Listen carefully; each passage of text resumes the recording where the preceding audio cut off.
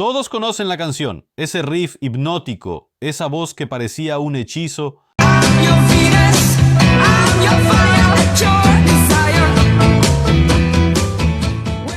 Pero detrás de ese himno de deseo y poder femenino se escondía una mujer prisionera de su propia imagen. Mariska Vérez, el rostro de Venus, la voz que definió una era y el alma que la fama terminó borrando. Antes de hablar de su caída, hay que volver al principio.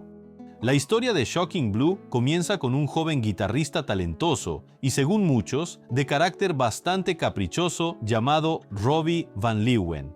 Su extraña superpotencia era la habilidad casi mágica de formar bandas prometedoras, solo para abandonarlas poco después. A lo largo de los años tocó en varios grupos, entre ellos Ricochet's Six Young Riders y Motion. Con Motion finalmente obtuvo reconocimiento y una buena suma de dinero, ya que la banda se convirtió en la primera del movimiento Netherbeat en alcanzar las listas de éxitos. Pero en cuanto se apagaron los reflectores y el dinero dejó de fluir, Van Leeuwen se marchó una vez más, en busca de algo nuevo. En el año 1967, en La Haya, se cruzó con el bajista Klaasje van der Waal, el baterista Cor van der Beek y el cantante Fred de Wilde. Juntos formaron una banda masculina a la que llamaron Shocking Blue, supuestamente inspirados por la canción Electric Blue de Eric Clapton. Gracias a los contactos de Van Leeuwen y a su propio dinero, el grupo recién formado consiguió grabar su álbum debut ese mismo año con el sello británico Polydor Records. En sus primeras canciones predominaba el estilo Rhythm and Blues, tan popular en aquel momento. Lamentablemente, el disco no tuvo éxito comercial, el público no se mostró impresionado y la banda se enfrentó a la posibilidad real de desaparecer en el olvido. Sin embargo, contra todo pronóstico, no se desmoronaron. Van Leeuwen, pese a su temperamento impredecible, asumió el papel de verdadero líder y animó a sus compañeros con una frase que se haría célebre: "El estilo no es nada, la música lo es todo,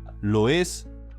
Shocking Blue empezó poco a poco a cambiar su suerte. En el año 1968 lanzaron un pequeño éxito titulado Lucy Brown is Back in Town, que alcanzó el puesto 21 en la lista Dutch Top 40. Sin embargo, justo cuando las cosas comenzaban a mejorar, el destino volvió a intervenir. Fred de Wilde fue reclutado por el ejército neerlandés, dejando a la banda sin vocalista principal. Fue un golpe devastador y solo un milagro podía evitar el colapso del grupo. Ese milagro llegó en la forma de Mariska Vérez. Mariska inició su camino musical en 1963, cantando con la banda de guitarras Les Mystères. Un año después, en 1964, grabó con ellos un EP que incluía Summertime y Someone. En los años siguientes participó en varios conjuntos: The Bumblebees, The Blue Fighters, Danny and His Favorites y General 4. Para 1966 ya actuaba con The Motowns, donde además de cantar tocaba el órgano. Se dice que su llegada a Shocking Blue no fue del todo casual. Uno de los productores del sello Pink Elephant, con el que la banda había trabajado recientemente, la vio cantar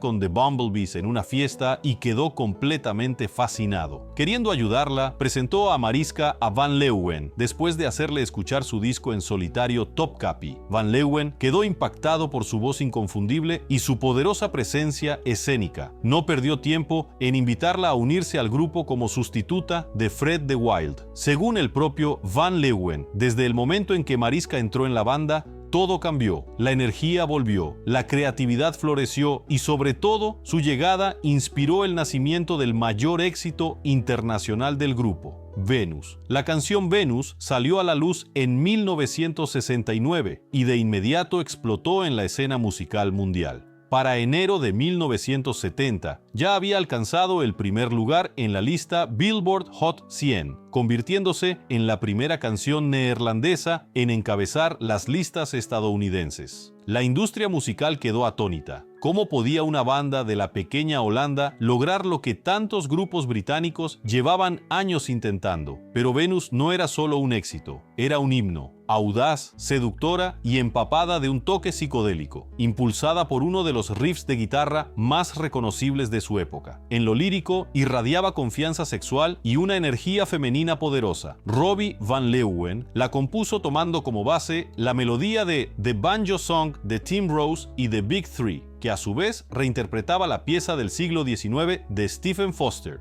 o Susana. El riff inicial incluso evocaba la energía icónica de Pinball Wizard de The Who. La canción fue grabada en una grabadora de 2 pistas en los Sound Push Studios de Blaricum, Países Bajos, con Van Leeuwen también a cargo de la producción. Un detalle curioso, en la letra original de Venus, la frase Goddess on top of the mountain fue escrita por error como Godness. Mariska Veres, que en aquel entonces aún no dominaba bien el inglés, no notó la equivocación y terminó cantándola así tanto en la grabación oficial como en sus presentaciones en vivo. Más adelante, las versiones de otros artistas corrigieron el fallo, pero la interpretación original sigue siendo un encantador testimonio de su época. Mientras Venus se abría paso por toda Europa, las discográficas competían desesperadamente por fichar a Shocking Blue, aunque solo Jerry Ross, director de Colossus Records, lo consiguió. Ross estaba en Europa buscando nuevos talentos cuando escuchó Venus, y de inmediato supo que debía contratarlos. Aquella sola negociación resultó tan rentable que Ross cerró su estudio y se retiró tan solo un año después, en 1971. Tras el fenómeno de Venus, Shocking Blue mantuvo el impulso y lanzó una serie de temas destacados, entre ellos los inolvidables Love Buzz y Mighty Joe.